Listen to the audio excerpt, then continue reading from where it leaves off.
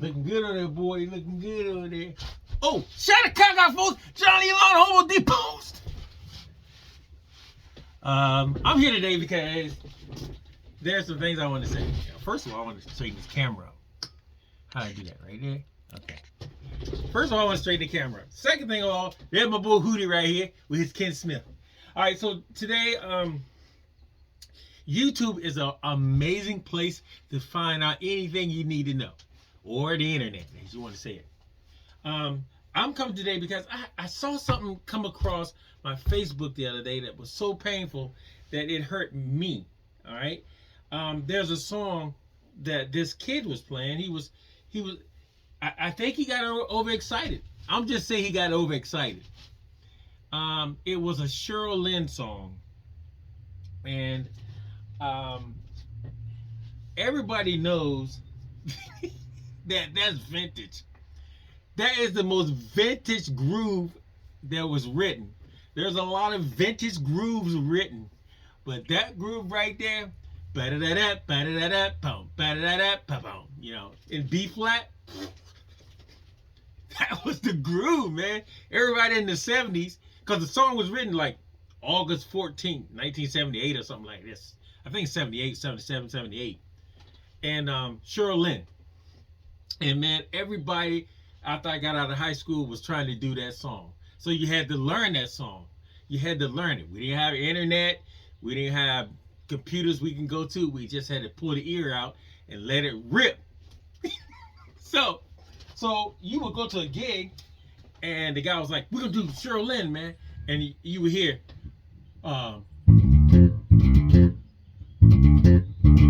then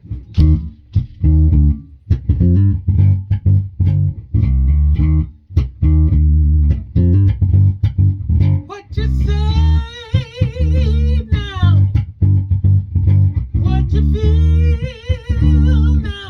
You would hear that, right? You're like, oh, I'm killing this groove. I'm killing this groove. And so I'm coming on today because, first of all, I'm old school. Shout it, Gaga, folks. I forgot to say that at the beginning. I'm old school, and I saw this young brother, come on, and he came across my site, YouTube or something like that, on my Facebook, and he was playing it, and man, wow, it was painful. It was painful. It was painful. The worst, I think, the most painful part is that his friends came on and told him how amazing he was doing it. The issue was, for me, was not that he was doing an old song in his own vibe, is that it never sounded like Cheryl Lynn. All right? It never sounded like the song. I mean, he started, I can't even mimic because it was so upsetting. It was I think he started off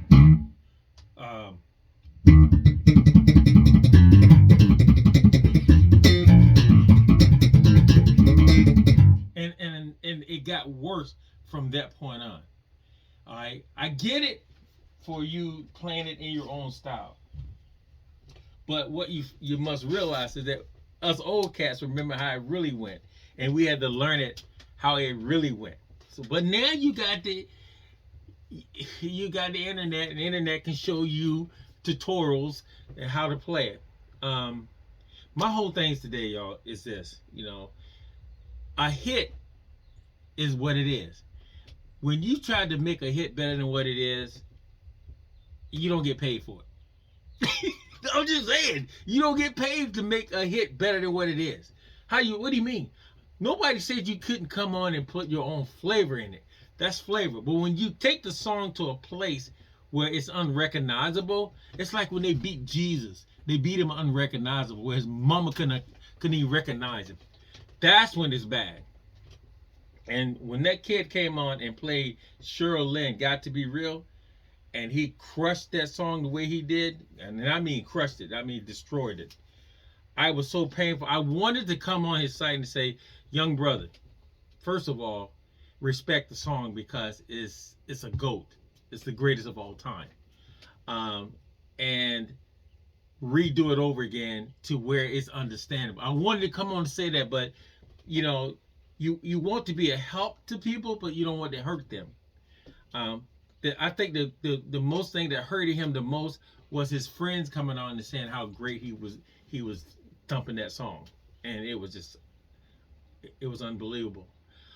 So what I come on to say today is that, guys, you know, come on and do your thing. Nobody says you can't do your thing. Come on and do your thing. Just if you're not used to standing in front of the camera and doing, because you know a lot of times when you turn a camera on, things go blank. Like I was gonna do this, but I didn't get a chance to do it. So, but the greatest thing about the camera is that you can turn this joint off and do what you got to do, and then turn it back on and get it right, or you can fix it. you can fix it. All right. So what I'm saying is, guys, you know, when you go into these old hits like Confunction and Slave and Pleasure and Gap Band, you know, when you come on and play these these are tunes from the 70s, man. These guys were real players. And I get it where you want to put your spin on it, but if your spin takes the song to the point of unrecognizableness, that's not a word. Is that a word? Unrecognizableness? That's not a. This is today. Look, it's a word today. When you take a song to be unrecognizableness, or it's not the GOAT anymore. It's I don't know what it is. I don't know what it is. So, you know, I come on today because old vintage tunes, play them like they are, because you got to remember they spark things in older people that gives them great memories, right? But when you play an old tune and it's unrecognizable, it doesn't spark anything. It has the older people looking like this. And I get it, the younger generation will probably go, yeah, that was cool, man. What you did, man, that was hot. You know, that was fire. You know, because they don't a lot of them don't even recognize where it came from and why it was written that way, or the whole concept of the song. All right. So my whole thing is today, y'all. Listen, when you post your videos and stuff, make sure your stuff is legit, man. You know, let us recognize it. Let us hear your creativity of the song without destroying the whole concept of the song. I love that part. When you can come on and create this song and be like, man, the way he did that was unbelievable. That was nice. And because I remember that song from back in the day. You know, you want people to say, I remember that song from back in the day. You don't want people to say, was he trying to play Sideshow? Was he trying to play Entombed? Was he trying to play? You know, they don't want, you don't want people to come and say, were you trying to play? Oh, okay, okay, I get it. You was trying to play that. Okay. Ugh. So once again, guys, I love you all my heart, all my soul, all my mind. Keep the Queen and I in your prayers, because we pray for y'all every morning. Once again, we love y'all with everything we got. Shout the cock out, folks. And my boy Hudo there still got it swinging his bass. And we want to say thank you and keep us in your prayer. Shout the cock out. Shout the cock. Play the right song. Play the song right. You hear me?